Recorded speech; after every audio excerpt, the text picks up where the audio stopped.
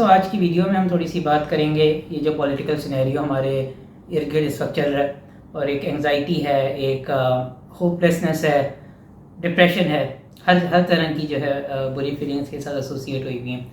اور اس میں ایک قسم کی ہجانی صورتحال پائی جاتی ہے کہ جو آپ کی اس وقت قوم ہے وہ بٹی ہوئی ہے. کسی کو نہیں پتا کہ بھئی سچ کیا ہے، جھوٹ کیا ہے.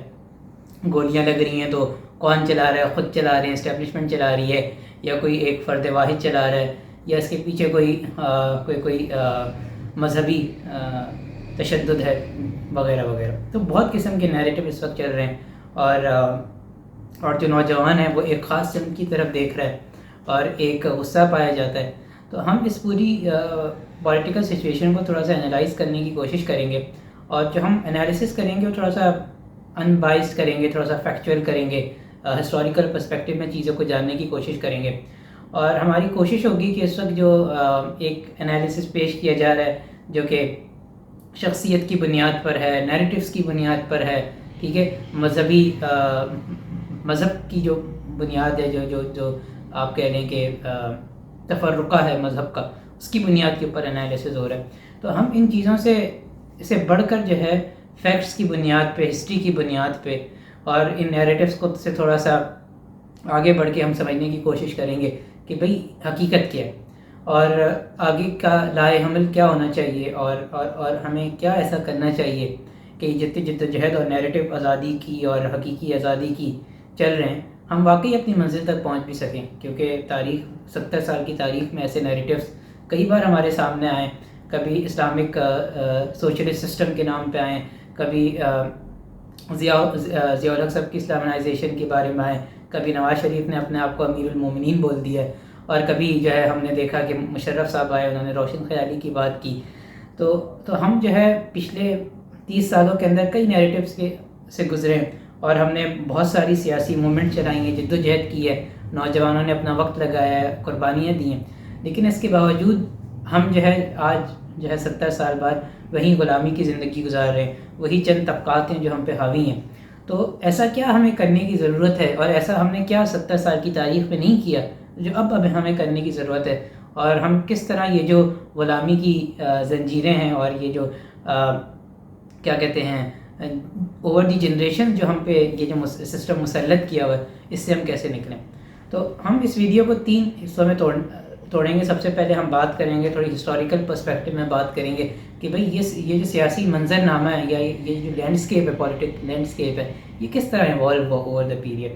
اور پھر اس کے بعد ہم تھوڑی فیکچوئل بات کریں گے کہ بھئی جو ہمارا الیکٹورل سسٹم ہے اس کے اندر پاور بیس کہاں پر ہے، رورل پولیٹکس کیا ہے، اربن پولیٹکس کیا ہے، پروونسز کا اس کے اندر کیا جو ہے اسٹیک ہے، اور پھر جو ہمارے یہاں کلاسز ہیں، سرمایہ دار ہے، اور پھر ہمارے یہاں جاگیردار ہے، اور پھر آج ہم نے ایک اربن ٹریڈر جو ہم نے دیکھا ہے جو کہ ایک ایوالو کر رہا ہے، اور اس کے پاس بھی نئی دولت آئی ہے، اور وہ بھی اس سسٹم کے اندر اپنا حصہ چاہتا ہے. اس کے ساتھ ساتھ پھر آپ کی ملٹری ہے، سول بیوروکریسی ہے، اور ابھی ہم نے کچھ ٹائم میں جو ہے جوڈیشیل ایکٹیویزم بھی دیکھا ہے، تو ان کا بھی اب ایک اسٹیک سسٹم کے اندر آ گیا ہے. تو یہ جو سارے اسٹیک ہولڈرز ہیں، ان کے کیا کیا انٹرسٹ ہیں، اور پھر ایک طرف عوام ہے جس کی اپنی بنیادی مسائل ہیں جو کہ حل نہیں ہو رہے. ٹھیک ہے، تو ان سب کا آپس میں کیا ریلیشن ہے، اور کس طرح سے یہ نظام چل رہا ہے. اور سب سے آخر میں ہم یہ ڈسکس کریں گے کہ اس غلامی سے نکلنے کا طریقہ کیا ہو سکتا ہے. ٹھیک ہے، کیونکہ جو ہمارے سامنے جس وقت سلوشن رکھے جا رہے ہیں، یہ تو تاریخ میں کئی بار اس طرح کے نیریٹیوز آئے اور سلوشنز آئے اور لیڈران آئے، لیکن کوئی بھی ہمیں آزادی نہیں دلا سکا. تو کیا اس بار جو ہے دوبارہ ایک شخص آ کے ایک نیریٹیو لے کر آئے گا تو کیا وہ آزادی دلا سکتا ہے؟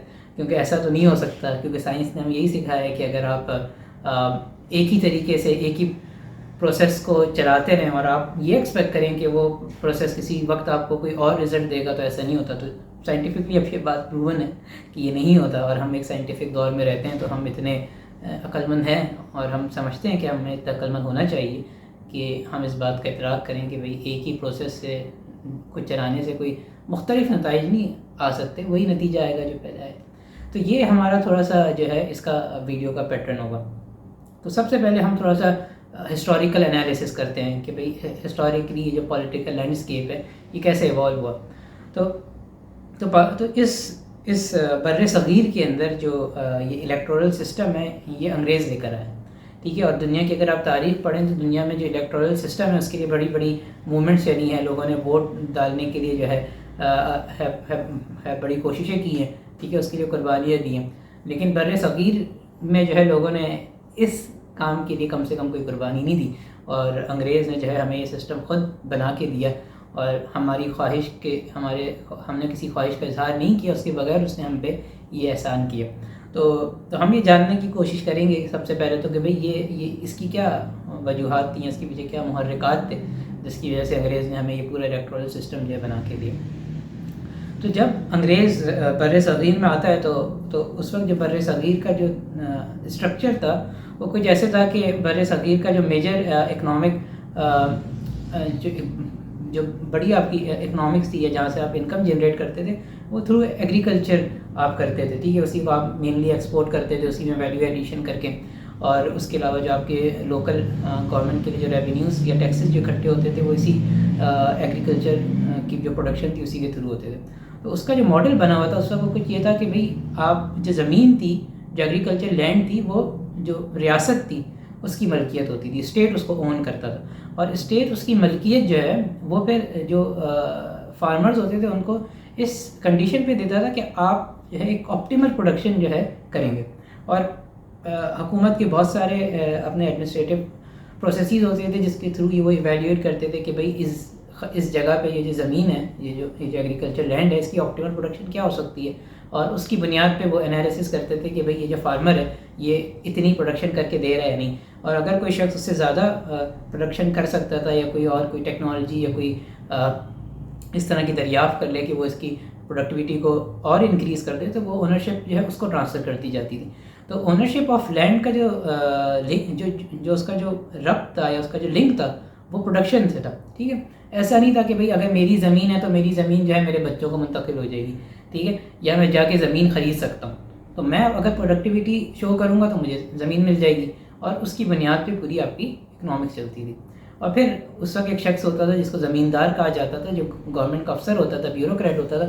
اس کا کام تھا یہ انشور کرنا کہ بھئی جس کے پاس زمین ہے وہ اس سے آپٹیمل پروڈکشن کر رہا ہے، اور اس کا جو ہے کچھ حصہ جو ہے وہ ٹیکسز کے بدلے میں گورنمنٹ کو ادا کرتا ہے، اور باقی وہ مارکیٹ میں جا کے سیل کر دیتا ہے اور اس کے پروفٹس خود رکھ لیتا ہے.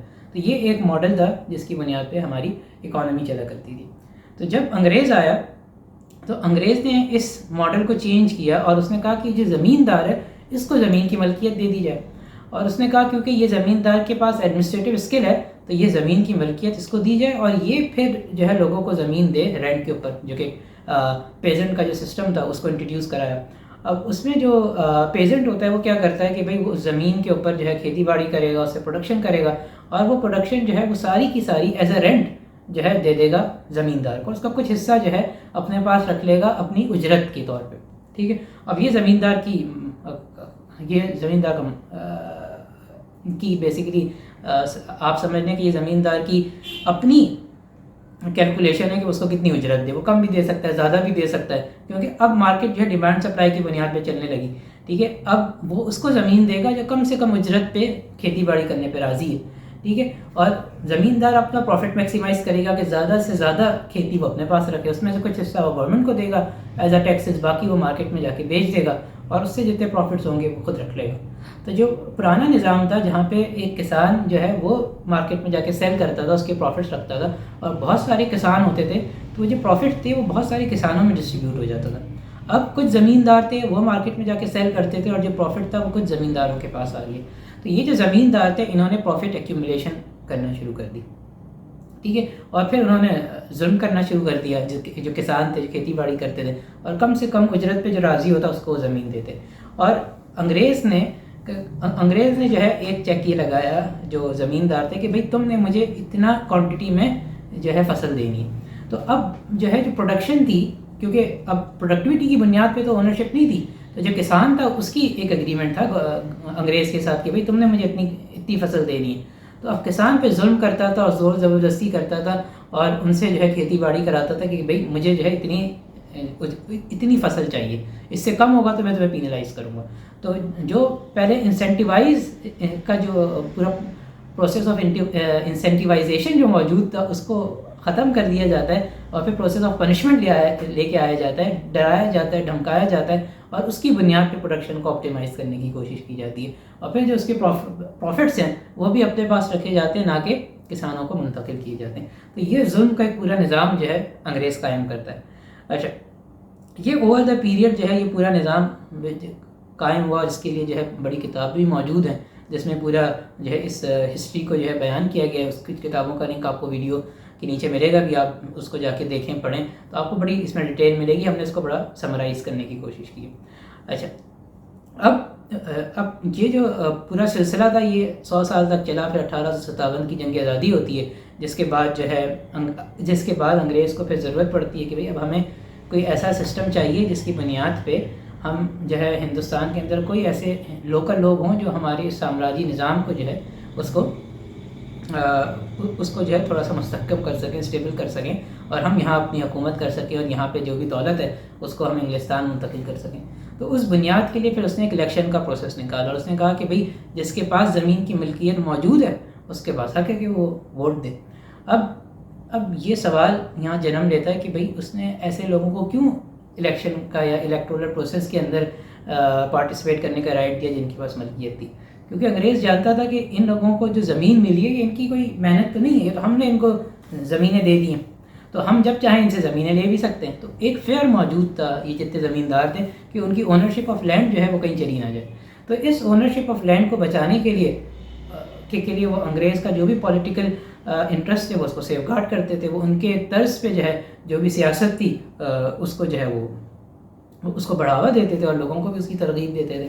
تو ان کا کیونکہ انٹرسٹ جو تھا وہ الائن تھا انگریز کے ساتھ، تو انگریز کے لیے بڑی آسانی تھی کہ بھئی ان کو اگر میں الیکٹورل پروسیس کا پارٹ بنا دوں تو یہ میرے لائل ہو جائیں گے، اور یہ میرے لائل ہوں گے تو ان کو کیا فائدہ ہوگا کہ ان کی زمین کی ملکیت ہے وہ محفوظ رہے گی۔ تو اس بنیاد کے اوپر جو ہے ان لوگوں کو الیکٹورل پروسیس کا حصہ بنا دیا گیا، اور یہ تقریباً 1 ملین ہندوستانی تھے جو سب سے پہلے اس کا حصہ بنتے ہیں، اور اوور دا پیریڈ 1947 تک جو ہے اس میں بہت ساری کلوزز کو انگریز ریلیکس بھی کرتا ہے تاکہ اور لوگ اس کا حصہ بنیں۔ تو ایونچولی جو ہائیسٹ جو نمبر ہے وہ 41 ملین بنتا ہے، اور جو اس وقت ہندوستان کی اپنی آبادی تھی وہ 300 ملین تھی۔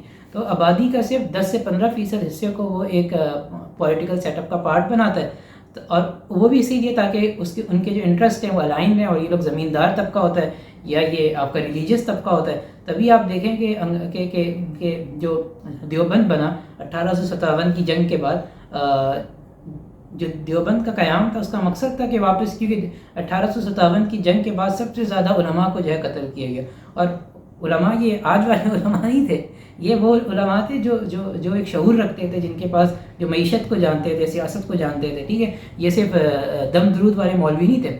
تو جب آپ نے ایک پورا سسٹم، ایک لیڈرشپ کو ختم کی تو اب ضرورت تھی کہ بھئی ایک انسٹیٹیوشن بنایا جائے اور واپس سے لوگوں کو جو ہے تعلیم دی جائے کہ بھئی سیاست کیا ہے، معیشت کیا ہے، نظام کیسے چلایا جاتا ہے۔ تو اس کے لیے، اس مقصد کے لیے دارالعلوم بنا، ٹھیک ہے۔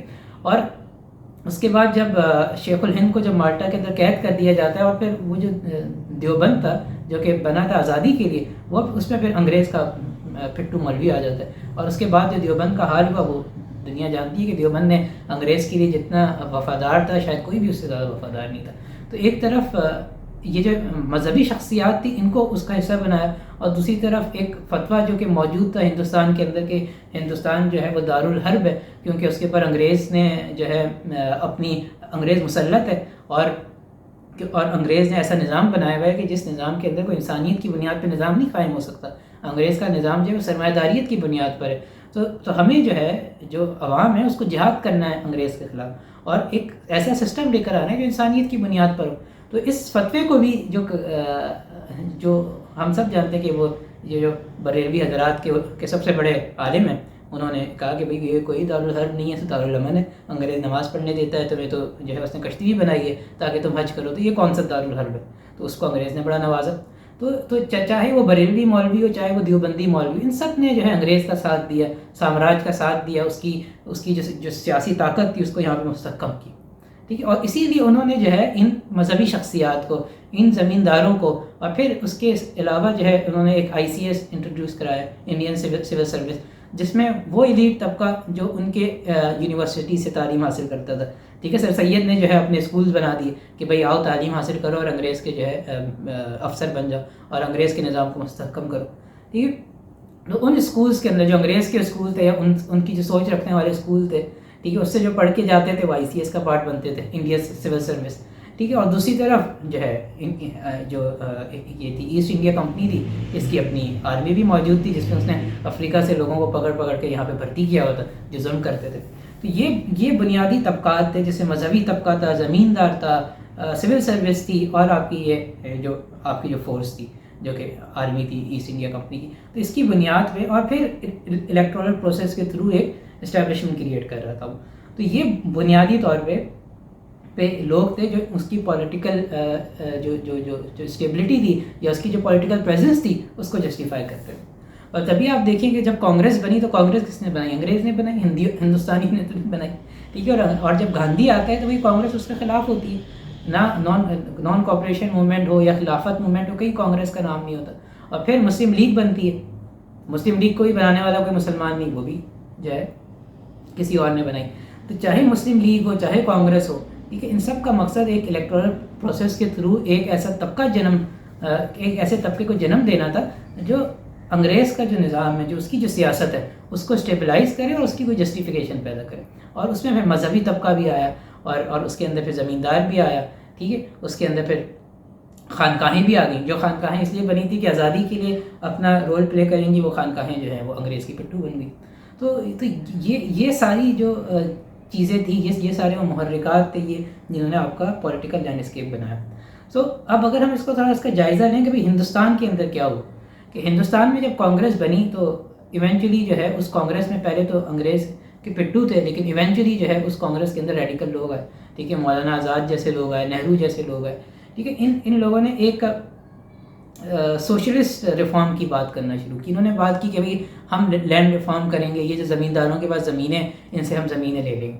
اور اسی طرح جو مسلم لیگ تھی اس کے اندر وہ جو لکھنؤ اور دلی کے مسلمان تھے جو کہ مائنورٹی میں تھے, وہ اس کا حصہ بننے لگے, کیونکہ ان کو لگتا تھا کہ بھئی اگر تو یہ الیکشن والا سسٹم آئے گا تو ہندو تو میجورٹی میں, تو ہم مائنورٹی میں رہ جائیں گے. اور یہ لوگ پہلے سسٹم کا حصہ تھے, حکمران طبقہ تھے, تو ان کے اندر ایک انسیکیورٹی موجود تھی. تو یہ مسلم لیگ کے اندر غالب آ گئے. ٹھیک ہے. اور دوسری طرف آپ کا جو زمیندار طبقہ تھا وہ کسی پارٹی کا حصہ نہیں بنا, وہ کانگریس کی طرف کبھی نہیں جاتا تھا, کیونکہ کانگریس میں آزاد اور نہرو جیسے لوگ تھے جو کہ لینڈ ریفارم کی بات کرتے تھے. ٹھیک ہے. جو انسانیت کی بنیاد پہ نظام بنانے کی بات کرتے تھے, کیونکہ مولانا آزاد جو ہے وہ آخر تک اس کے پریزیڈنٹ رہتے ہیں اور پھر آخر میں نہرو جو ہے اس کا پریزیڈنٹ بنتا ہے. تو وہاں پہ جو لیڈرشپ تھی وہ تو زمیندار کے اور سرمایہ کے خلاف تھی, تو کانگریس میں یہ کبھی بھی نہیں آتے تھے. اور یہ زمیندار جو تھے یہ پنجاب کے اندر تھے, ٹھیک ہے, یا سندھ کے اندر تھے, کیونکہ یہی آپ کا زرعی علاقہ تھا جس کے اندر زمینیں تھیں. ٹھیک ہے. یا بنگال کے اندر تھے, بنگال کے اندر کیونکہ اتنا وائلنس تھا اور اتنا ریٹیلیشن ملتا تھا انگریز کو کہ وہاں کا نظام دھرم بھرم تھا, وہ بالکل بیکورڈ ہو گئے تھے. انگریز نے وہاں کوئی کام نہیں کیا تھا. تو آپ کا جو میجر جو زمیندار تھا وہ پنجاب اور یہ سندھ میں تھا. اور تو تبھی جب مولانا عبید اللہ سندھی سے کسی نے کہا کہ بھئی آج تو دنیا کے اندر یہ الیکشن کا سسٹم آئے گا تو مسلمان مائنورٹی میں آ جائیں گے, تو انہوں نے کہا کہ بھئی مائنورٹی, اس بات کا تعین کرنا کہ بھئی مائنورٹی کیا ہے, اس کی بنیاد سیاسی ہوگی, کیونکہ سیاست کی بات ہو رہی ہے نا. تو سیاست میں مائنورٹی کی بنیاد نمبرز نہیں ہوتا, وہاں یہ ہوتا ہے کہ بھئی کس سیاسی سوچ کس کے پاس ہے. سیاسی سوچ تھی سرحد کے علاقے میں اس وقت جو آج KP ہے, یا بلوچستان میں, کیونکہ یہ بارڈر کے علاقے تھے. کیونکہ بارڈر کے علاقے میں آپ نے اپنی بارڈر کی حفاظت کرنی ہے, وہاں اس پہ آپ کی جو ہے زیادہ انٹریکشن ہوتا ہے, فارن پالیسی وغیرہ, وہ ساری وہاں کی محرکات ہیں. تو جو بارڈرز کے اوپر آپ دیکھیں, جو ہندوستان کے بر صغیر کا جو بارڈر کا علاقہ تھا, وہاں مسلمانوں کی اکثریت تھی, اور تبھی مسلمان جنگجو بھی تھا, وہ اس کے اندر فوجی صلاحیت بھی تھی, فارن پالیسی بھی جانتا تھا. تبھی مولانا عبید اللہ سندھی نے افغانستان کے اندر, جب افغانستان کو آزادی ملتی ہے انگریز سے, اسی وقت لکھوا لیتے ہیں کہ آپ نے ہندوستان کو بھی آزاد کرنا ہے. تو اصل میں تو ہندوستان کی آزادی کی جو گارنٹی تھی وہ تو بہت پہلے دے چکا تھا انگریز. ٹھیک ہے. یہ تو بعد میں 1947 میں ہمیں آزادی تو نہیں ملی, 1947 میں تو ہمیں تقسیم کیا گیا.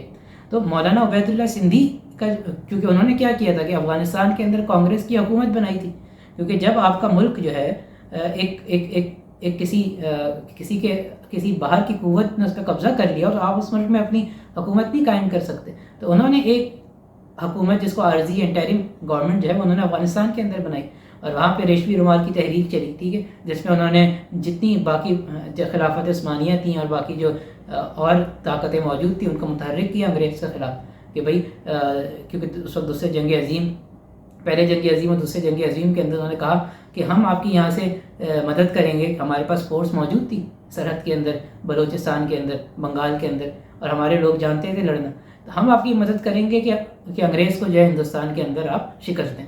تو انہوں نے پوری ریشمی رومال کی تحریک چلائی، اور اس ریشمی رومال کی تحریک کو ختم کرنے والے یہ آل سعود ہیں، یہ وہ خاندان تھا جس نے بنیادی طور پہ وہ جو پوری ریشمی رومال کی تحریک تھی اس کی مخبری کی انگریز کے ساتھ، اور پھر جو ہے وہ پوری اس میں جتنے علماء تھے ان کو پکڑا گیا، ان کو شہید کیا گیا، ٹھیک ہے، اور اسی کی اس میں جو ہے شیخ الہند کو پکڑ کے مالٹا میں بھی قید کیا گیا۔ یہ ایک سیاست تھی جو اس وقت موجود تھی، یہ پولیٹیکل لینڈسکیپ موجود تھا۔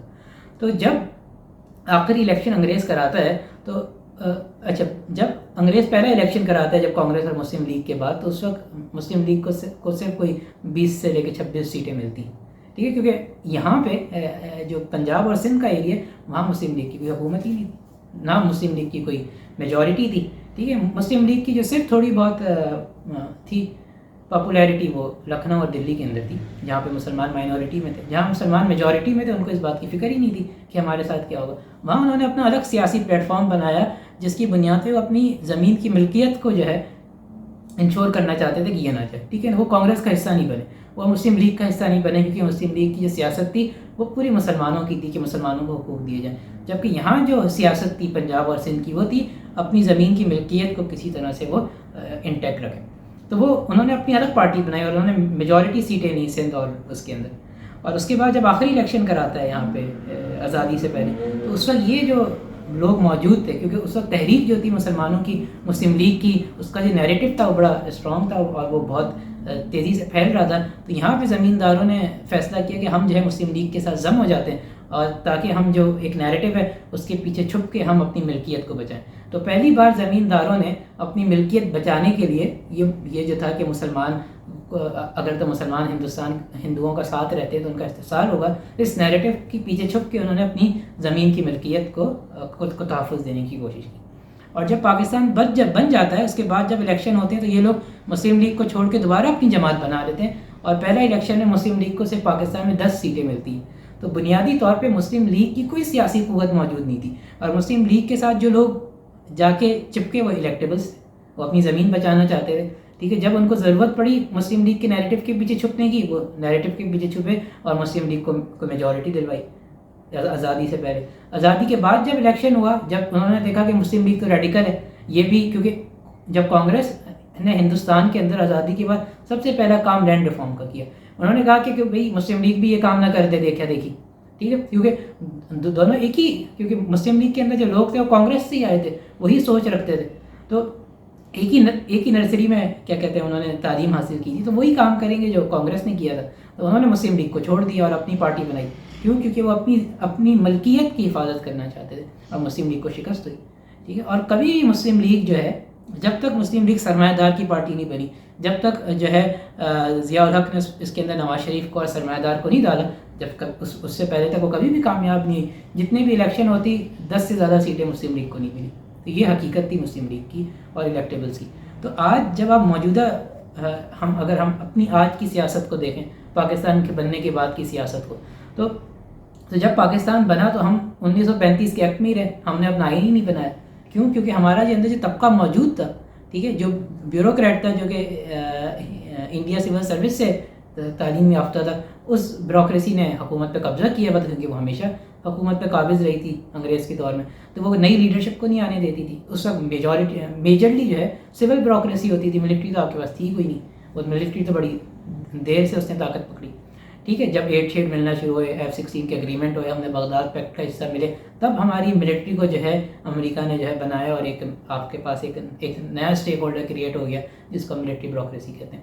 اس سے پہلے سول بیوروکریسی تھی، تو اور اس کے ساتھ ساتھ یہ زمیندار تھے جن کو سیاست سے کوئی لینا دینا نہیں تھا، یہ کہتے تھے ہماری ملکیت کی حفاظت کریں، ہم سیاست میں نہیں آئیں گے، ٹھیک ہے۔ جب انہیں لگا کہ ہماری ملکیت کو نقصان پہنچے گا تو الیکٹیبلز بن کے سیاست میں آ گئے، ٹھیک ہے۔ جب ذوالفقار علی بھٹو نے نعرہ لگایا سوشلزم کا اور اپنی پارٹی بنائی، تو شروع میں ان کے ساتھ جو لوگ تھے وہ بڑے انقلابی تھے، فیض احمد فیض جیسے لوگ تھے، وہی فیض احمد فیض جو ہے بھٹو کی حکومت کے اندر جو ہے جیل کے اندر رہا، ٹھیک ہے، ملک بدر کر دیا اور اپنے ساتھ اس نے انہی زمینداروں کو ملا لیا، کیونکہ انہی زمیندار کی بنیاد پہ اس کی حکومت چلتی تھی. اس نے لینڈ ریفارم کی ہے ان زمینداروں کے خلاف جو اس کے ساتھ نہیں ہے.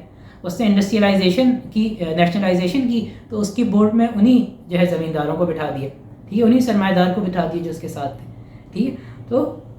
تو وہاں پہ بھی وہ جو ریفارم کا نیریٹو تو لے کر آیا، لیکن اس کو اپنی حکومت اسٹیبلائز کرنے کے لیے انہی الیکٹیبلس کے ساتھ کی ضرورت تھی. اور پھر ایوب خان کے دور کے بعد جو ایک انڈسٹریلائزیشن کا دور چلا اور سرمایہ دار آیا اس ملک کے اندر، تو پھر اس سرمایہ دار نے بھی بلیک میل کرنا شروع کیا، اس سرمایہ دار کے پاس بھی پولیٹیکل اتھارٹی آ گئی، ٹھیک ہے.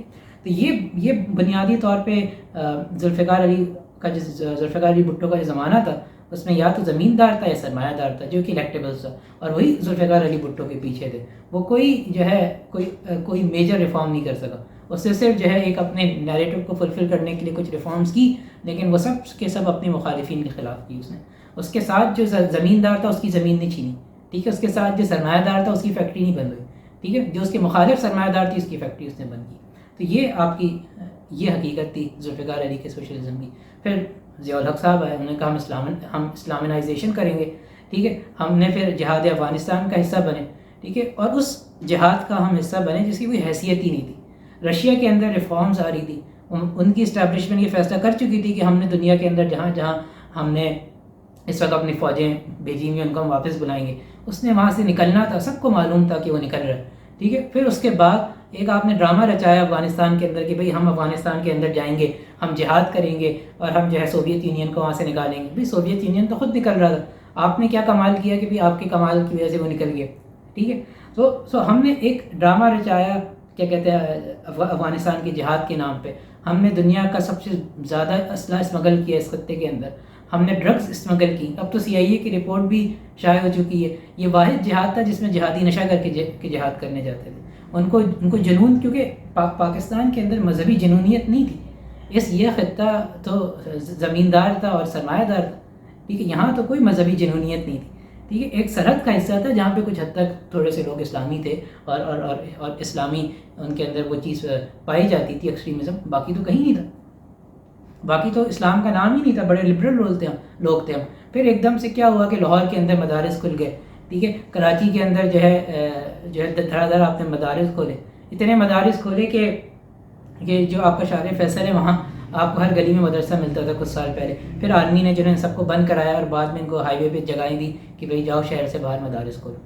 تو یہ جو آپ نے مدرسے بنائے، یہ آپ نے جنونیت پیدا کی مذہبی. اور پھر جا کے جو لڑنا تھا وہ تو ایک مشکل کام ہے. اس کے لیے آپ کہاں سے وہ جذبہ لے کر آئیں گے، کیونکہ وہاں تو کوئی جہاد ہی نہیں تھا. وہاں پھر ان کو کیا کیا گیا، ان کو نشے دیے، ٹھیک ہے. اس کی بنیاد پہ ان سے جہاد کرایا. اور جتنا یہاں پہ جو کہتے ہیں ڈرگ منی جو بنا ہے اس کی مثال دنیا میں نہیں ملتی. لیکن تو یہی ہماری اسٹیبلشمنٹ تھی جس نے مذہب کو اور نشے کو ساتھ ملایا، ٹھیک ہے. اس نے مذہبی جنونیت پیدا کی، لوگوں کو اندر جنون ڈالا، جذباتی بنایا. اور پھر کیونکہ اب میدان میں اتار دیا، وہاں تو اب مولوی جا کے تقریر نہیں کرے گا نا، وہاں پہ ان کو ڈرگس دی، ٹھیک ہے. ڈرگس کے نشے میں انہوں نے جہاد کیے، معصوم لوگوں کو مارا، ٹھیک ہے. ورنہ کس کے اندر ہمت ہے کہ وہ ایک نہتے شخص کو جائے اور مار دے یا اپنے اوپر جو ہے بم باندھے اور پھٹ جائے. ایسے جنون تو نشے کی صورت میں آ سکتا ہے نا. یہ ہمارے لوگوں نے کام کیا، اور آج وہ نشہ جو ہے یونیورسٹیز کے اندر پھیلا ہوا ہے اور حکومت اس کو نہیں کنٹرول کر پاتی، ٹھیک ہے. لوگوں کے آج ایک اتنی بڑی اکانومی بنی ہوئی ہے کہ آپ اس کو توڑ نہیں پا رہے. تو یہ آپ نے کیا، سیاست کی اس میں. پھر اس کے بعد ضیاء الحق صاحب کا جب کام ختم ہو گیا ان کو مروا دیا گیا. آج تک نہیں پتا کیسے جہاز جو ہے قلعہ بازی کا آگے ختم ہوا، ٹھیک ہے. پھر آپ کے آئے نواز شریف صاحب، ٹھیک ہے، وہ لبرل، ٹھیک ہے. انہوں نے سب سے پہلے IMF کا پروگرام دیا، اکانومی کو اوپن کیا، ٹھیک ہے. انکم ٹیکس، سیلز ٹیکس کا قانون لے کر آئے، ٹھیک ہے. اور ورلڈ ٹریڈ آرگنائزیشن کا ہم حصہ بنے، ٹھیک ہے. تو یہ جو مسلم لیگ تھی یہ پھر سرمایہ دار کی مسلم لیگ بنی، ٹھیک ہے. جب ہم نے دنیا کا جو لبرل اکنامک سسٹم کا ہم حصہ بنے، IMF کے اندر جا کے ہم نے اپنی کیا کہتے ہیں ڈیوٹیز، ٹیرف کو ریشنلائز کیا، ٹھیک ہے. یہ سارے ہم نے کام کی، اپنی مارکیٹ کھولی، ملٹی نیشنل کو آنے دیا، اور ایک نیا طبقہ، ٹریڈر کا طبقہ نے جنم لیا، ٹھیک ہے. ایکسکلوسیو ڈسٹریبیوشن کے رائٹس ملے ہمیں، ٹھیک ہے. پھر اس کے بعد مشرف صاحب کا دور آیا تو ہم نے زمینیں بیچی، گاڑیاں بیچی، ٹھیک ہے. ہم ہر چیز بیچ رہے ہیں. تو یہ بنیادی طور کے اوپر یہ ہماری سیاست کی حقیقت ہے. اور جب بھی یہ حکومتیں آئیں جب نواز شریف کی پہلی حکومت آئی یا بے نظیر کی پہلی حکومت آئی، اس کے پیچھے یہی الیکٹیبلس تھے جو بے نظیر کا حصہ بن گئے، ٹھیک ہے. پھر آئی ایس آئی ان کو پیسہ دیتی تھی، نہیں بھی اب نواز شریف کی پارٹی میں چلے جا، پھر بولا نہیں بے نظیر کی پارٹی میں چلے جاؤ، ٹھیک ہے. پھر یہی الیکٹیبلس جب مشرف صاحب آئے تو مشرف صاحب نے اپنے ساتھ مسلم لیگ کاف بنا کے اس سے ملا دی، ٹھیک ہے. پھر جب واپس سے زرداری صاحب کی حکومت آئی، پھر یہی الیکٹیبلس زرداری صاحب کے ساتھ، پھر یہی نہیں الیکٹیبلس کو نون لیگ میں ڈالا، پھر پی ٹی آئی آئی تو پی ٹی آئی میں یہی الیکٹیبلس ہمیں دکھے. تو یہ الیکٹیبلس ہمیشہ کامن رہے، اور یہ الیکٹیبلس سے وہ صرف اپنی زمین، اپنا سرمایہ، اور جو سرمایہ دار ہے اس کو کیا ملا اس سسٹم سے، اس کو سبسیڈائز لونز ملے، اس کو سبسیڈائز الیکٹریسٹی ملی، ٹھیک ہے. اس کے را مٹیریلس پہ ٹیرفس کو جو ہے ویو کیا گیا، ہر طرح کی سہولت دی گئی اس کو 50 سال کے اندر، لیکن وہ ایکسپورٹس نہیں بڑھا سکا، وہ پروفٹ ایئرنگ کر رہے. تو یہ جو بنیادی طور پہ جو ریاست سے جتنے بھی حقوق لیے ان سرمایہ دار نے، ان کو اس کا تحفظ چاہیے، انہیں یہی ساری ریلیفس اور ریلیکسیشن آگے بھی چاہیے. تو یہ وہ میک شور کرنا چاہتے ہیں کہ سسٹم میں ان کا بندہ بیٹھا ہو، ایسا بندہ بیٹھا ہو کہ جو ان کو، جو سرمایہ دار ہیں، ان کی انڈسٹریز ہیں، ان کو ساری جو ہے ویورز دے، ٹھیک ہے. ہر طرح کا اثار ہو، ان کی مرضی کا اثار ہو جو ہے نکلا ہے. اور جو سرمایہ دار، جو زمیندار ہے، وہ اپنی زمین کا تحفظ چاہتا ہے. اور اب ایک تیسرا طبقہ بھی نے جنم لے لیا، ٹریڈر، وہ چاہتا ہے بھائی وہ اس کو ایکسکلوسیو ڈسٹریبیوشن کے رائٹس ہیں وہ الاؤڈ ہو، ٹھیک ہے. میں ہی یہ چیز منگوا کے پاکستان بیچوں گا، جس قیمت پہ بیچنا چاہوں میں بیچوں، ٹھیک ہے. کوئی کنزیومر پروٹیکشن کا نام نہ ہو، میں جو قیمت فکس کروں اس پہ مارکیٹ کو خریدنا پڑے، مونوپلائز کر دوں. تو یہ بنیادی طور پہ آپ کا لینڈ اسکیپ تھا. اب اس پورے لینڈ اسکیپ کے اندر اگر کوئی شخص آتا ہے کسی بھی نیریٹو کے ساتھ، ٹھیک ہے، اور اس کو عوام کے اندر پذیرائی ملتی ہے، تو یہ جتنے بھی زمیندار ہیں، سرمایہ دار ہیں، اس کے ساتھ مل جاتے ہیں، اور اس نیریٹو کے پیچھے چھپ کے اپنے انٹرسٹ کا تحفظ کرتے ہیں. اور جب وہ شخص حکومت میں آتا ہے اس کو مجبور کرتے ہیں، ٹھیک ہے. پھر آ کے آپ کا پرائم منسٹر کہتا ہے کہ 3 سال میرے پاس کوئی اختیار ہی نہیں تھے. تو بھیا اگر آپ کے پاس اختیار نہیں تھا تو آپ وزیر اعظم کیوں تھے؟ آپ ریزائن کرتے. آپ کہتے ہیں مجھے 2/3 میجورٹی دو، میں آئین بدلتا ہوں، ٹھیک ہے. تو یہ قانونی ریاست جو ہوتی ہے اس کے اندر تو پھر تحفظ ہوتا ہے نا سرمایہ دار کا. ایک آئین بنتا ہے، جب دل چاہے 2/3 میجورٹی لے کے آپ ترمیم کرو، اپنی مرضی کا بنا لو. آج آپ اس کو انسانیت پسند بنا لیں گے، کل کو کوئی 2/3 میجورٹی لا کے اس کو سرمایہ دار کا بنا لے گا. تو یہ ایک ایسا آئین ہے جو ہر کوئی اپنی چاہت پہ اس کو بدل دے. تو یہ جو قانونی ریاست ہے یہ بنیادی طور پہ تحفظ فراہم کرتی ہے سرمایہ دار کو، زمیندار کو، ٹھیک ہے. اس کے علاوہ اس کا کوئی اور مقصد نہیں. تو کوئی بھی اس سسٹم کے اندر اگر حکومت لے کے آتا ہے وہ انہی الیکٹیبلس کی بنیاد پہ آئے گا. ان الیکٹیبلس کے علاوہ کوئی نہیں جیت سکتا. عمران خان اپنی پوری جو اس کی 23 سال کی اسٹرگل تھی اس کو کبھی ووٹ نہیں ملے جب تک اس نے یہ الیکٹیبلس اس کے ساتھ نہیں ہیں. اور جب یہ الیکٹیبلس اس کے ساتھ آئے تو اس کو ووٹ ملے، ٹھیک ہے. اب یہ الیکٹیبلس کیا چاہتے ہیں کہ ان کے انٹرسٹ کا تحفظ ہو. اب آج عمران خان کی جو اسٹرگل ہے، اگر یہی اسٹرگل وہ رکھے اور کہے کہ نہیں یار مجھے کہ مجھے جو ہے دوبارہ سے یہ الیکشن اناؤنسڈ ہو، تو اس کے ساتھ کون کھڑا ہوگا؟ مڈل کلاس بندے کو وہ کھڑا کرے گا، اس کو کوئی ووٹ نہیں دے گا. آپ کی جو پالیٹکس ہے وہ رولر پالیٹکس ہے، ٹھیک ہے. پنجاب میں اگر آپ کے پاس اکثریت ہے آپ پرائم منسٹر بنتے ہو. پنجاب میں اکثر جو سیٹیں ہیں، میجورٹی جو سیٹس ہیں وہ رولر ایریاز سے آتی ہیں. اور رولر ایریا کی پالیٹکس کیا ہے؟ وہ ماڈل کیا ہے؟ وہ پیزنٹ کا ماڈل ہے، ٹھیک ہے. جو زمیندار ہے اس نے لوگوں کو اپنا ہاری رکھا ہوا ہے. تو وہ جو ہاری ہے وہ مڈل کلاس کو تو ووٹ نہیں دے گا، نہیں اپنے جیسے ہاری کو تو ووٹ نہیں دے گا. وہ تو ووٹ دے گا الیکٹیبلس کو. آپ کچھ بھی کر لیں وہ کبھی بھی، کیونکہ اس نے کیا کرنا ہے، اس نے اپنی ذات کا تحفظ کرنا ہے نا. ایک شخص سے اپنی معیشت کا تحفظ کرنا ہے. اس کو صحت چاہیے، اس کو اسکول چاہیے، ٹھیک ہے. اس کو ٹرانسپورٹ چاہیے. یہ سب چیزیں کون دیتا ہے؟ ریاست تو نہیں دیتی، وہ زمیندار ہی دیتا ہے نا. زمیندار کی مرضی ہے تو اسکول چلے گا، زمیندار کی مرضی ہے تو سڑکیں بنیں گی، اور زمیندار کی مرضی ہے تو ہی آپ کی ہاسپٹلس بنتے ہیں. تو ریاست تو تحفظ نہیں دے رہی یہاں پہ، تحفظ زمیندار نے دینا ہے. تو وہ زمیندار کو ہی ووٹ دے گا، اور زمیندار الیکٹیبل ہے، ٹھیک ہے. شہروں کی سیاست کیا ہے؟ شہروں کی کوئی سیاست نہیں ہے. شہروں میں لوگوں کے اندر شعور ہی نہیں ہے، ٹھیک ہے. وہ اگر آزاد بھی ہیں ان چیزوں سے، ٹھیک ہے، لیکن ان کے پاس شعور نہیں ہے. وہ نیریٹو کی بنیاد پہ ووٹ دیتے ہیں. عمران خان کا نیریٹو ہے ووٹ دینا، ٹھیک ہے. لیکن ان کو اس بات کی سمجھ نہیں ہے کہ ان کا ووٹ دینا یا نہ دینا اس کی کوئی حقیقت ہی نہیں ہے. کیونکہ جو جنگ ہے، جو اصل الیکشن جیتنا ہے وہ تو آپ نے رورل ایریا سے جیتنا ہے. پنجاب سے جیت کے آپ نے پرائم منسٹر بننا ہے. تو یہ بنیادی لینڈ اسکیپ اگر ہم نہیں سمجھیں گے تو پھر تو تاریخ میں کئی بار ایسے نعرے لگے، ہر بار جو ہے لوگ لے کر آئے میجورٹی، آخر میں کیا ہوا؟ مار دیے گئے، ٹھیک ہے. ان کا ایجنڈا نہیں ہوا پورا. پھر اس کے بعد کیا ہوتا ہے؟ انسان متنفر ہوتا ہے، ہوپ لیس ہوتا ہے، نوجوان ہوپ لیس ہوتا ہے، انفرادی سوچ کا مالک بنتا ہے. وہ کہتا ہے کہ بھئی یہ تو ڈاکوؤں کی بدماشوں کی سیاست ہے، اس میں کچھ نہیں ہو سکتا، ٹھیک ہے، اس میں جب دل چاہے گا جج سو موٹو لے لے گا، جب دل چاہے گا جب دل چاہے گا کوئی شخص اٹھے گا اور گولی مار دے گا، پھانسی پہ لٹکا دے گا. تو یہ سیاست تو نہیں ہو سکتی نا، اس پہ تو کوئی اصول نہیں ہے، ٹھیک ہے، کوئی ضابطہ نہیں ہے، جس کا جو دل چاہے گا، جس کی لاٹھی اس کی بھینس کی سیاست ہے، ٹھیک ہے. تو پھر انسان انفرادی سوچ کا مالک بنتا ہے، وہ پھر اس سسٹم سے کٹ جاتا ہے، پھر یہ سسٹم اپنی مرضی کرتا ہے اور وہ اس کا غلام رہتا ہے. صحیح، 4 پیسے آ جائیں گے تو وہ فلنتھروپسٹ بن جائے گا، چلو یار میں 4 لوگوں کو بھیک دے دیتا ہوں، ٹھیک ہے. اس سے زیادہ تو آپ اس سسٹم میں پھر کچھ نہیں کر سکتے. تو اس لینڈ اسکیپ کو آپ ہمیں سمجھنا پڑے گا. ہمیں شخصیت کی، جو ہم شخصیت پسندی کے پیچھے بھاگتے ہیں نا، ہیروئزم جسے ہم کہتے ہیں کہ ایک رابن ہوڈ آئے گا اور سب کو بچا لے گا، تو ایسا نہیں ہوگا. ایک سپر مین آ کے کچھ نہیں کر سکتا. یہ انسٹیٹیوشنز ہیں جو کام کرتے ہیں. ایک جنرل کو ہٹا دینے سے کیا ظلم بند ہو جائے گا؟ اس جنرل کے پیچھے انسٹیٹیوشن ہے، وہ بندہ اٹھاتا ہے تو ویگو بیچتا ہے، ویگو چلانے والا کوئی ہے، اس کو پولیس نہیں روکتی، عدالت سو موٹو نہیں لیتی، FIR نہیں ہوتا. تو کتنے سارے ادارے ہیں جو اس کے ساتھ مل کے کام کرتے ہیں، تو وہ یہ ظلم کر سکتا ہے. ایک جنرل اکیلا تو کچھ نہیں کر سکتا. آپ اس کو ہٹا دیں، کوئی اور آ جائے، وہی کام کرے گا، کیونکہ سسٹم ہے پیچھے، اسٹیبلشمنٹ انسٹیٹیوشنز ہیں، ٹھیک ہے. اور آج کا زمانہ انسٹیٹیوشنز کا زمانہ ہے. انسٹیٹیوشن جو چاہتے ہیں وہ کرتے ہیں، ٹھیک ہے. آپ کچھ نہیں کر سکتے انسٹیٹیوشنز کے اگینسٹ. شخصیت کی کوئی اہمیت نہیں ہے. آپ ایک جنرل کو ہٹا دیں، ایک انٹیریئر منسٹر کو ہٹا دیں، آپ PM کو ہٹا دیں، کیا فرق پڑتا ہے؟ ٹھیک ہے. انسٹیٹیوشنز اپنا کام کرتے رہیں گے اور وہ اپنا کام کر رہے ہیں، ٹھیک ہے. تو یہ جو سوچ ہمارے اندر ہے کہ فلاں شخص کو ہٹا دو، فلاں شخص کی وجہ سے مسئلہ ہے، تو شخص کبھی بھی مسئلہ نہیں ہے. مسئلہ نظام ہے، انسٹیٹیوشنز ہے، اور نظام اور انسٹیٹیوشن کے پیچھے لوگوں کے مفادات ہیں. تو جب تک آپ آلٹرنیٹ سسٹم نہیں بناتے، آپ جب تک ایک آلٹرنیٹ سسٹم کی سوچ پیدا نہیں کرتے، جب تک آپ کو نہیں پتا کہ نیا سسٹم کیا ہوگا، اس کے انسٹیٹیوشنز کیا ہوں گے، ٹھیک ہے، آلٹرنیٹ سسٹم کیسے کھڑا ہوگا، اس سسٹم کو کیسے گرائے گا، تب تک آپ کچھ نہیں کر سکتے.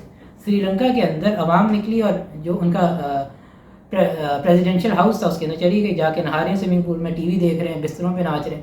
اس کے بعد کیا، وہ اسی پارلیمنٹ کا ایک سرمایہ دار اٹھا اور اس نے حکومت پہ قبضہ کر لیا، اور وہ وہی ساری پالیسیز لے کے چل رہا ہے جو اس سے پہلا والا لے کے چل رہا تھا، ٹھیک ہے. تو کچھ بدلا ان کی زندگی میں، نہ ان کی معیشت بدلی، نہ سیاست بدلی.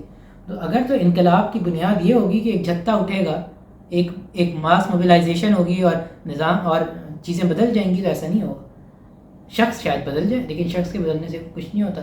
شخص کے پیچھے نظام ہوتا ہے، اور نظام کو بدلنے کے لیے شعور چاہیے، علم چاہیے، ٹھیک ہے. آج ہمیں سوال کرنا چاہیے ان سیاسی لیڈران سے کہ آپ کو ہم 2/3 میجورٹی دیں گے تو آپ کیا مانیٹری سسٹم لے کر آئیں گے، ٹھیک ہے. آپ تو کہتے ہیں ہم ریاست مدینہ بنائیں گے، تو کیا ریاست مدینہ کا مانیٹری سسٹم یہی ہوگا جو آپ کا مانیٹری سسٹم ہے؟ آپ کے پاس کیا آلٹرنیٹ مانیٹری سسٹم موجود ہے؟ ٹھیک ہے. ہمارے پاس آلٹرنیٹ ایک ہی موجود ہے کہ بھائی سارے بینکوں کو اسلامک بینک بنا دو، ٹھیک ہے. سپریم کورٹ کا جو شریعت بینچ ہے اس نے فیصلہ دے دیا، وہی سارے بینکوں کو اسلامی بنا دو، ٹھیک ہے. تو کیا سارے بینکوں کو اسلامی بنا دینا یہ حل ہے؟ یہ تو ایک دھوکہ ہے. اب کسی یہ مولوی اور مفتیوں سے بھی پوچھے بھائی تم نے اسلامک بینک بنایا، تمہارے اسلامک بینک کی حیثیت کیا ہے؟ جب تم کسی کو لون دیتے ہو تو وہ لون کا ٹریٹمنٹ اسی طرح کرتا ہے جو ایک کنونشنل بینک سے لیتا ہے، ٹھیک ہے، اس کو ڈیٹ انسٹرومنٹ مانتا ہے. تم اپنی بیلنس شیٹ کے اوپر جو ٹریٹمنٹ کرتے ہو تم وہی ٹریٹمنٹ کرتے ہو جو ایک کنونشنل بینک کرتا ہے. تو تمہاری اکاؤنٹنگ تو تمہاری ماڈل کو اسلامک نہیں مان رہی. تم مولوی اور مفتی ہو کے تم کہہ رہے ہو اسلامک ہے، اکاؤنٹنگ ماننے کو تیار نہیں ہے، جو کہ پرنسپل بیس اپروچ جو کہ انگریزوں نے بنائی. تو انگریزوں کا فریم ورک تمہارے انسٹرومنٹس کو، جس کو تم کہتے ہو کہ یہ پروفٹ اینڈ لاس شیئرنگ کی بیس سے بنا ہوا ہے، اس کو نہیں مانتا پروفٹ اینڈ لاس شیئرنگ. اور تمہارے بینک چلتے ہیں یہ جو فریم ورک انٹرنیشنل بیزل 1 2 3 یہ جو فریم ورکس ہیں، ان کے تحت تم بینک چلاتے ہو. ان کی تو ریکوائرمنٹ یہ ہے کہ بھائی تم ایک حد سے زیادہ ایکویٹی انویسٹمنٹ نہیں کر سکتے. تمہاری پروفٹ اور لاس شیئرنگ کیسی ہے جو ایکویٹی انسٹرومنٹ ہی نہیں بنتی، جو ڈیٹ انسٹرومنٹ ہی رہتی ہے؟ تو یہ لوگوں کے ساتھ دھوکہ اسلام کے نام پہ کرتے ہیں، ٹھیک ہے. یہ نیریٹیوس کے نام پہ لوگوں کے ساتھ دھوکہ کرتے ہیں. اور پھر کوئی پوچھے ان اسلامک بینکوں سے کہ بھئی آپ کے پاس 100 روپے کا ڈپازٹ آیا نا، ایک بندے نے پیسے رکھوائے بینک میں 100 روپے، آپ نے آگے 1000 روپے کیسے دی؟ آپ ریزرو ریشو کیسے مینیج کر رہے ہو؟ آپ کیوں کریڈٹ کرنچنگ کر رہے ہو؟ یہ کون سا اسلام ہے جس نے آپ کو اجازت دی؟ کوئی مولوی بات نہیں کرے گا. شریعت کوڈ جو ہے وہ لکھتی ہے کہ بھئی ہم ان چیزوں پہ بات نہیں کریں گے، یہ ہمارا MPT نہیں ہے، ہمیں اس باتوں کی سمجھ ہی نہیں ہے، ٹھیک ہے، یہ ہم سے اوپر کی باتیں، تو ہمیں اس پہ معاف کرو، ٹھیک ہے. تو شریعت کوڈ نے اس پہ کمنٹ ہی کرنا پسند نہیں کیا اور کہا بھائی سب کو اسلامی کر دو. تو آپ نے کیا کیا؟ ایک مذہبی طبقے نے جو ایک ماڈل پیش کیا جو کہ سودی ماڈل ہے، اس کو اس نے برانڈ دے دیا اسلام کا، اس کو آپ نے کہا کہ ہم اس کو مونوپلائز کریں گے، ہم سارے بینکوں کو اس فریم ورک کے اندر لے آئیں گے. ٹھیک ہے، تو یہ آپ نے ایک سرمایہ دار کی چاہت پوری کی ہے، آپ نے کوئی اسلام کی خدمت نہیں کی. تو یہ بنیادی باتیں جو ہمیں پتہ ہونی چاہیے. جب تک ہمیں ان باتوں کی سمجھ نہیں ہوگی، جب تک ہمیں نظام کی سمجھ نہیں ہوگی، تو یہ مذہبی طبقہ جو ہے سب سے زیادہ فراڈی ہے. فتوے سب سے سستے بکتے ہیں یہاں پہ. صحیح ہے، اس معاشرے کے اندر جو سب سے بڑا ظلم ہے وہ مذہبی طبقہ کرتا ہے اور اسٹیبلشمنٹ کرتی ہے. یہی دو طاقتور ادارے ہیں. ٹھیک ہے، جو سب سے زیادہ طاقتور ہے وہی سب سے زیادہ ذمہ دار ہے اس پوری برائی کا. تو آپ نے سب سے پہلے سمجھنا ہے کہ آپ کا دشمن کون ہے. ٹھیک ہے، نیریٹو بلڈنگ کی بنیاد پہ تبدیلی نہیں آتی ہے. نظام بدلنے کی جد و جہد ہے، اس کے لیے ایک تعلیم، ایک شعور چاہیے، ایک آلٹرنیٹ سسٹم کا فریم ورک چاہیے. ٹھیک ہے، اور پھر سب سے اہم بات ہمیں یہ سمجھنے کی ضرورت ہے کہ بھئی ہم سے جو ایکسپیکٹیشن ہے وہ صراط مستقیم پہ چلنے کی ہے، جو کہ سیدھا راستہ ہے. ہمیں صحیح منزل پہ پہنچنے کی ذمہ داری نہیں دی گئی. ہم میں سے ہر شخص جلد باز ہے، ہم چاہتے ہیں کہ بھئی صحیح منزل پہ پہنچ جائے. ٹھیک ہے، اس کے لیے ہم شارٹ کٹس لیتے ہیں، اور جب ہم شارٹ کٹس لیتے ہیں تو وہی ہو رہا ہے جو 70 سال میں ہمارے ساتھ آتا ہے. ہمیں ہر بار جو ہے دھوکہ دیا جاتا ہے انسانیت کے نام پہ، مذہب کے نام پہ، اور ہم اس دھوکے کا شکار ہیں. اور ایسا کیسے ہو سکتا ہے کہ بھئی 70 سال سے آپ ایک ہی طرح کا فارمولہ چلا رہے ہیں اور ہر بار عوام یہ امید کرتی ہے کہ بھئی اس الیکشن کے سسٹم میں 4 نعرے لگا کے کوئی اچھا سسٹم آ جائے گا. یہ تو بیوقوفی ہے نا. ایک ہی کام بار بار کر کے آپ مختلف رزلٹ کیسے ایکسپیکٹ کر سکتے؟ کبھی بھی نہیں ہوگا. تو آج نوجوان کو جو ہے اس پہ ذمہ داری ہے کہ وہ اس نظام کا شعور حاصل کرے، وہ سمجھے کہ آلٹرنیٹ سسٹم کیا ہے، وہ سوال کرے کہ بھئی آپ نظام کیسے بدلو گے. ایک جنرل کو ہٹاؤ گے تو دوسرا جنرل اچھا آ جائے گا، نظام صحیح ہو گیا. اتنا آسان تھا تو 70 سال میں کیوں نہیں کیا؟ ٹھیک ہے، تو نظام کی سمجھ حاصل کریں، انسٹیٹیوشن کی سمجھ حاصل کریں، انسٹیٹیوشن کیسے چلتے ہیں اس کی سمجھ حاصل کریں. شخصیت کے پیچھے، جذبات کے پیچھے نہ بھاگیں. ٹھیک ہے، مذہب سے کی یہ جو انفرادیت ہے یا تفرقہ، اس سے بالائے طاق ہوں. صحیح، آج ہمیں مذہب کے اعتبار سے سمجھنے کی ضرورت ہے کہ بریلویت، دیوبندی، اہل حدیث، یہ فلانے ڈھمکانے، ان سب کو ہمیں چھوڑنا پڑے گا. ہمیں بچپن سے سکھایا ہے کہ بھئی اپنا فرقہ، اپنا مطلب کہ وہ کہتے ہیں بھئی اپنا نہ چھوڑو کسی کا نہ چھیڑو. یہ نہیں کرنا. صحیح، کسی کا چھیڑنا بھی نہیں ہے اور اپنا چھوڑ بھی دو. ٹھیک ہے، انسانیت کی بنیاد پہ جو نظام ہے اس پہ ہمیں کنورج کرنا پڑے گا. صحیح، مذہبی افراتفری سے نکلنا پڑے گا. ٹھیک ہے، شخصیت پرستی سے نکلنا پڑے گا، نظام کی سمجھ حاصل کرنی پڑے گی. اور اس بنیاد پہ پھر ہم جو ہے یہ جو سسٹم ہے، اسٹیبلشمنٹ ہے، اس کو آپ گرا سکتے ہیں، اس کے مقابل میں ایک نظام لا سکتے ہیں. پھر وہاں آپ کو کوئی دھوکہ نہیں دے سکتا، وہاں پھر جنگل کا قانون نہیں چلے گا. عقلی شعور کے آگے کوئی بھی طاقت نہیں کھڑی ہو سکتی. ٹھیک ہے، باقی اگر یہ جتنی ماس موبلائزیشن ہو پوری 22 کروڑ عوام نکل آئے آپ کی، یہ اسٹیبلشمنٹ سب کو رون سکتی ہے، کیونکہ ان کے پاس عقل نہیں ہے، ان کے پاس عقلی دلیل نہیں ہے، ان کے پاس شعور نہیں ہے. یہ ایک جتھا ہے، ٹھیک ہے، جس کو قربان کیا جا سکتا ہے. اور تاریخ میں ایسے جتھے بہت قربان ہوئے. تو جتھوں سے کبھی بھی نظام نہیں بدلتا. عقلی شعور حاصل کرنے کی ضرورت ہے، اور عقلی شعور میں اگر 100 بندہ بھی ہوتا ہے تو پھر یہ نظام اس کے آگے کھڑا نہیں ہو پاتا. تو آج کی ویڈیو کو ہم یہیں تک رکھتے ہیں.